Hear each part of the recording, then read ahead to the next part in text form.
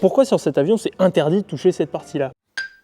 Tout simplement parce que c'est fragile et surtout c'est une partie vitale pour le pilote, pour l'avion. Cette petite palette, c'est l'avertisseur de décrochage. Et je vais vous expliquer comment ça fonctionne. Lorsqu'on est en vol, l'air s'écoule au-dessus de l'aile et en dessous de l'aile, au niveau de l'extrado et au niveau de l'intrado. Et entre ces deux flux, il y a donc une séparation qui se fait. Ce point s'appelle le point de stagnation. C'est un point où en fait la vitesse de l'air est nulle. C'est nul! Et cette petite palette va en fait tirer principe de ce point de stagnation. Lorsqu'on est en vol classique, le point de stagnation est au-dessus de la palette, ce qui fait qu'elle est plaquée en fait par l'air qui vient s'écouler sur le dessous. Néanmoins, plus on va augmenter l'incidence, et vous le savez, on décroche à une incidence et non une vitesse, plus on augmente l'incidence, au bout d'un moment on va s'approcher d'une incidence critique, et là en fait ça va venir soulever la palette, et là vous entendez le bruit d'un contacteur, et ce contacteur ça va nous faire sonner une alarme dans le cockpit en disant attention, on approche de la vitesse de décrochage. Cette alarme elle va s'activer environ entre 5 nœuds, 10 nœuds avant la vitesse de décrochage. Ici je parle de vitesse en vol normal, stabilisé à 1 G.